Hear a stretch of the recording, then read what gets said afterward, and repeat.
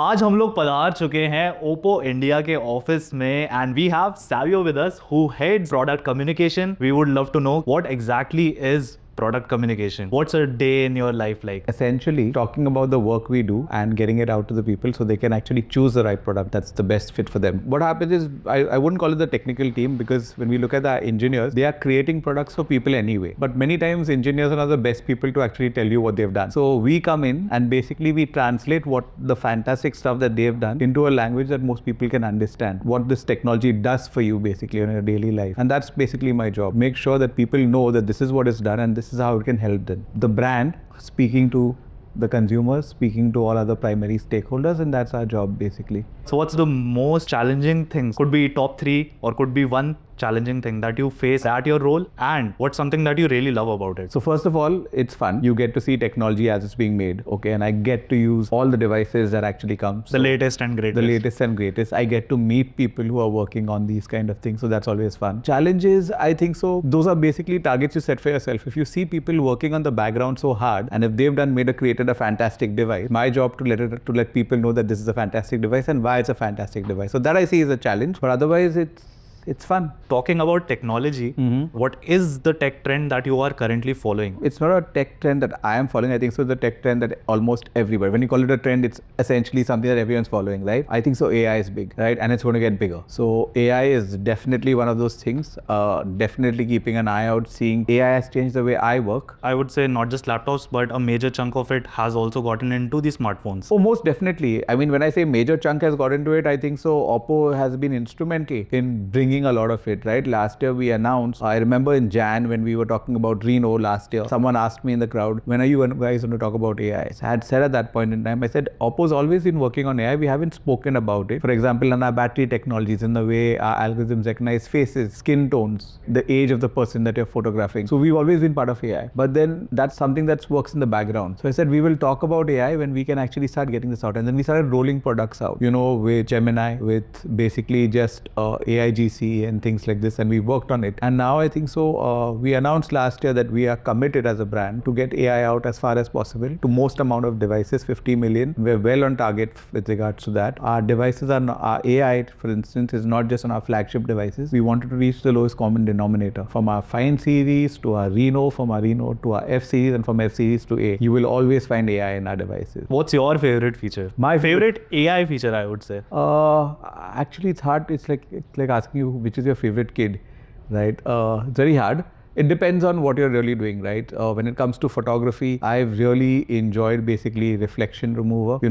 You sit in a lot of flights and you try to take a picture of a sunset, and then later on when you look at it, you see the reflection of the glass. Or you're in a new town, new city, and you're trying to pick you see the city lit up, and you try and click a picture from your hotel room, and then all you see is yourself. AIGC just helps you get those things out, right? Those reflections.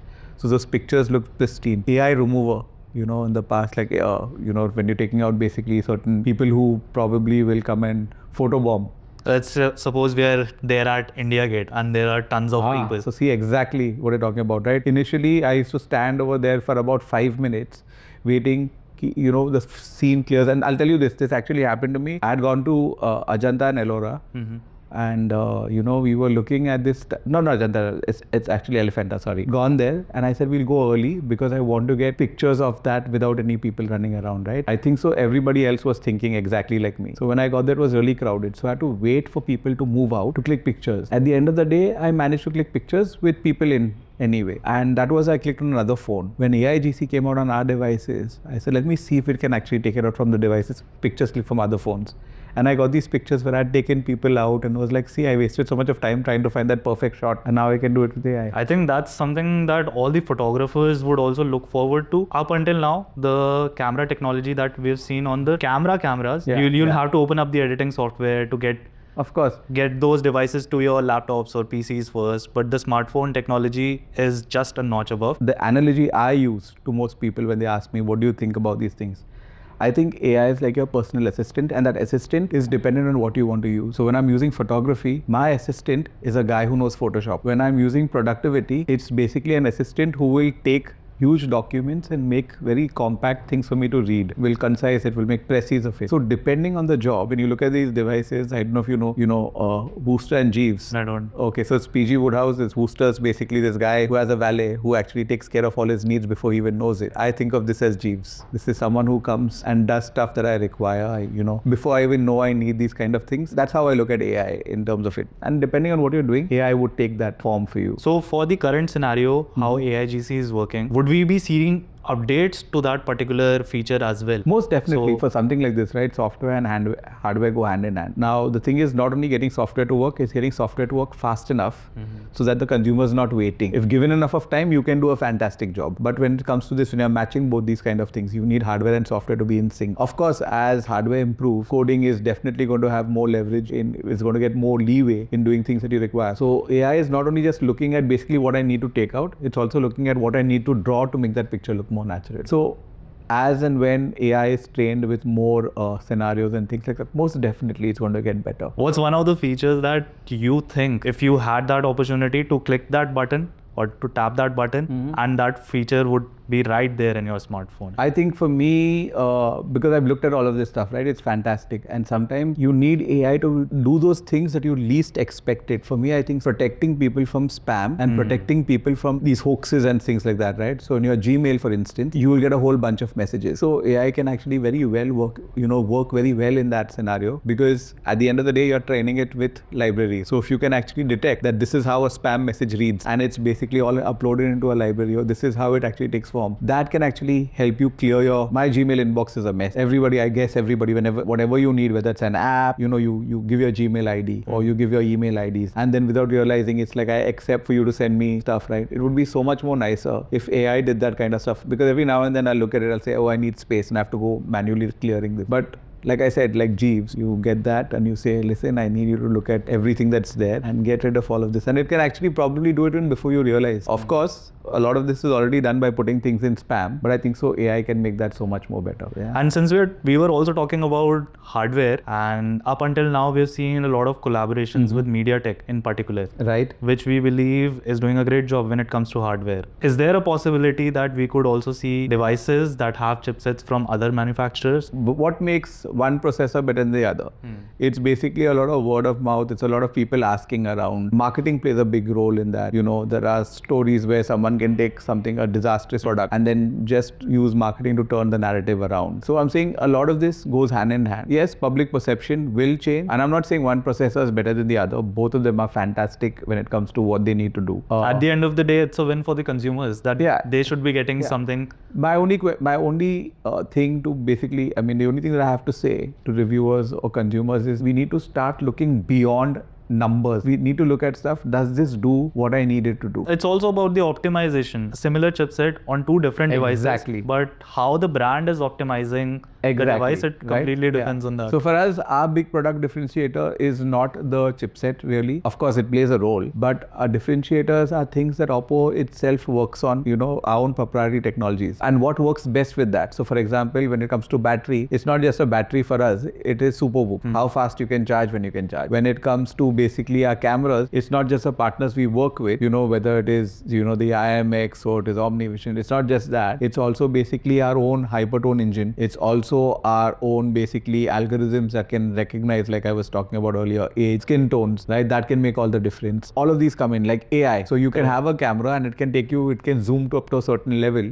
But now physically it's not possible because of the form factor. That's when AI needs to come in and basically bridge that gap between what you really want to see and what you can see. So I think so those are the differentiators that Oppo is working on, and accordingly we choose our partners for the projects. We've seen a lot of implementations by the brands wherein they are integrating the hardware as well, their own proprietary chipsets. Right. Apart from just the algorithms, would we be seeing something like that in the future by Oppo also? We have been doing it. If you look at the Reno device that we have right now, we have a proprietary chip called the X1 for network. So the X1 chip is there. So that's a chip that we've built. Back in the day when we were actually a few years ago, we had Bari Silicon. जिनको नहीं पता कि X1 chip exactly क्या क्या करती है? Could you tell them So about it's it? for X1 is basically for your network optimization. Whenever you have network problems, whether in your low signal areas or whether you are in a basement or in a tunnel, that's when the X1 Today chip will itself, kick in. I was coming towards the office for the shoot and the signal dropped because I was in the tunnel. So you were not using a device that had the X1 chip.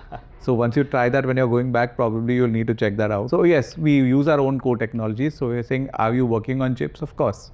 So the X1 is one example. The Mali Silicon one, which we had worked on for video, was another one. Hardware is also happening. Hardware innovation is definitely a part of what we do. So with all this hardware and technology, you manufacturing these proprietary chipsets also, what do you think is the vision of Oppo India? For us, it's very straightforward. It's getting the right kind of devices in the hands of people who need it. Oppo has always basically kept its ear to the ground. India is going to be one of the largest consumers of AI. We have one of the largest, young populations in the world, one of the largest workforces that's ready. When it comes to another pillar that we talk about, Oppo's always been invested in its camera technologies. We as Indians, we love clicking pictures, right?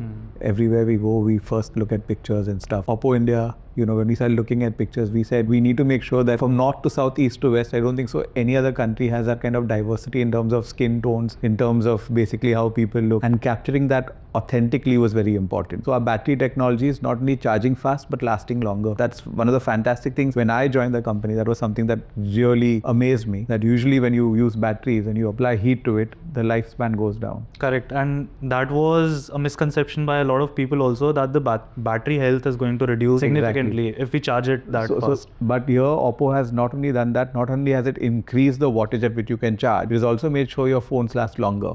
And that not only has an impact on the environment, because that means you lose your phones longer, lesser phones land up being disposed. How do you see yourself contributing towards this vision? Making sure that all the great work that's done in the company is known and talked about, is basically upon us, and that's what I think is my job. Vision की बात हो गई. Let's talk about values also. What are some key values, core values that you think makes Oppo India Oppo India? Doing the right thing.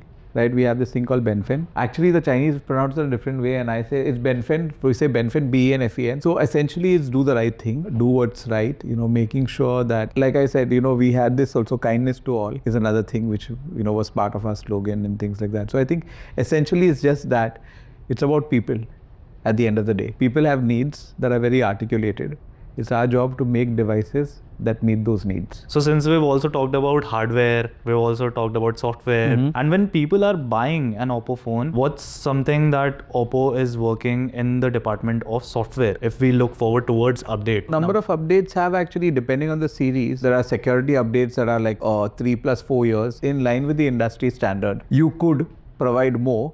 But then what happens is your hardware, you have to also take into consideration, is 4 years older. Will you get that same experience? There is a very simplistic view, more updates is good, but is it? So suppose if you have, for instance, if you're looking at your laptop and you're saying you're using an i3 generation 4, and then you keep on adding newer and newer features to your operating system, is that i3 going to actually give you that kind of great experience? At the end of the day, both of those things have to come together. What are you going to do with those 3 updates? You'll never use those. But battery, if you think about it, can also be replaced. Like I've had many instances wherein the phone was in great condition, but I just got the battery replaced and it was just as new. No, so now you are a very small part that will actually decide I want to go into battery replacement. A whole bunch of people will actually think it's time to replace my phone altogether, because battery is not the only thing. So what we are doing is we're making it so the narrative is in sync across for us. We know that a phone will actually work on this hardware for this long. So we have to make sure that the battery will last for that long. Now, if its battery is lasting for that long, we have to make sure that the OS will perform as well for that long. So we're not just selling you something that 5 updates, but your phone will slow down after 2 years. So we look at it in a more holistic sense of view, right? So for us, instead of actually just giving a number in the beginning, which many people don't calculate at the end, right? For us, we're saying, let's solve a problem that exists, rather than basically just throwing numbers at people and getting that kind of stuff out, right? So for us, it's, we know what the battery, how much you can charge a battery. We know that people want to use phones on an average for so long, and so we try to get all those numbers in sync. Line your eggs in the way that makes sense. Plus, if you still want to use it, your security updates are important, right? So that's going to happen anyway. Software patches and things, that's going to happen anyway. This makes a lot of sense when it comes to the entry segment devices and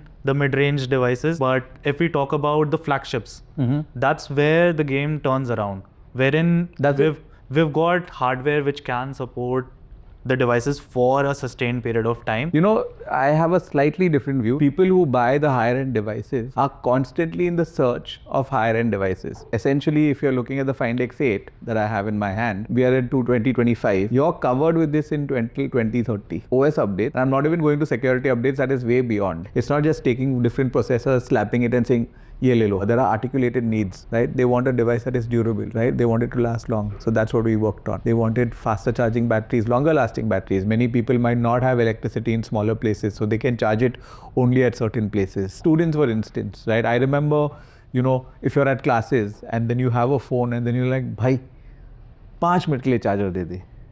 Right? That also happens on a lot of trips. Correct? Bhai, You go 5 out, minute, correct? yeah. 5 minute ke liye charger de. And then the 5 minutes, if you can charge your phone to 25-30%, matlab, you're set, right? You're the king of that kind of things. I remember one of my first mobile phones that I'd ever used, and the battery itself, you had to take it out and you had to charge it separately and then put it back onto the phone. And for me, they had 2 batteries. So they gave you one small battery with that Motorola phone and one large battery. That small battery used to charge overnight. And now look at us, we're charging 6000 mAh batteries in, you know, less than an hour. The technology is evolving really fast. For sure. Yes, yes, yes. How do you see Oppo India staying ahead of the curve? For any brand, and I'm not going to say Oppo India or anything, I think so for any brand, it's very important to keep your ear to the ground, see what consumers are looking for, and then not only give them what they're looking for, value add. What kind of value add? Like for example, in this phone, we made the phone durable, right? What's the value add that we added to it? Durability is there. We've got it IP69 and stuff. Something that consumers want.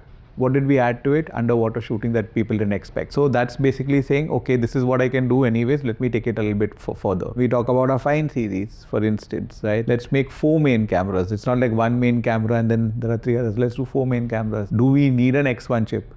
We got an X1 chip. So consumers expect certain things. We say, let's go. How do you get to know about all of these things that the customers really wanted? It's all around you, no?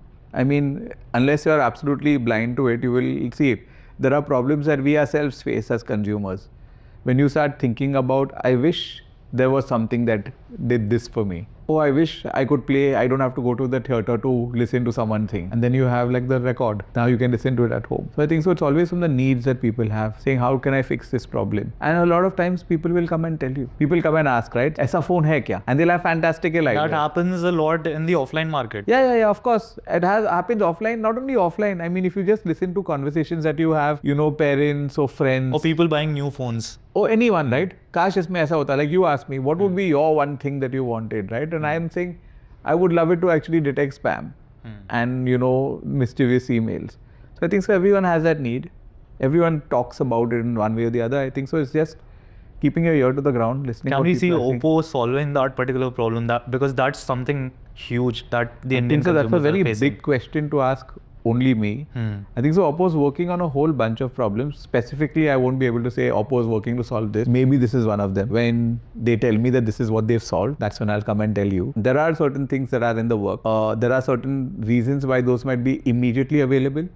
And there are certain reasons why they aren't works, because everything has to come together perfectly. It might take a few years to come onto your devices. In terms of prototypes, in terms of things like this, there are different things. Sometimes great technologies which are worked on, they're just not ready yet, right? Because what happens is it's also about the experience.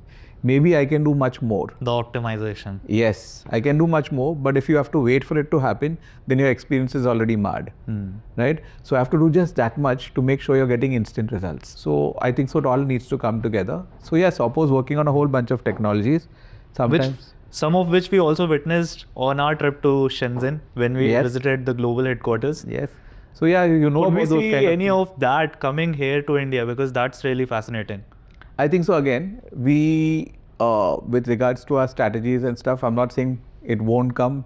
I can't tell you when it'll come. We look at basically what the market's ready for and what the need is at that point in time. Now that we've come towards talking about the devices also, you've launched 2 devices, 2 particular series recently. One of them being the X series and the most recent one, Reno series. मेरे को Reno खरीदना है या मेरे को Find X series खरीदना है. What are the key differentiator between both of the series? When you want to buy, say, Levi's jeans, how do you know you want to buy 511 or 512, right? Or 605504, how do you know? It depends. If they have the budget and they want to go for the top end, then you have the Fine. But if they don't want to go for the top end, you have the Reno that does everything that most people will do. Okay, the term flagship means only one. You can't have an Armada with 3 flagships, right? A battle is won on taking the flagship down.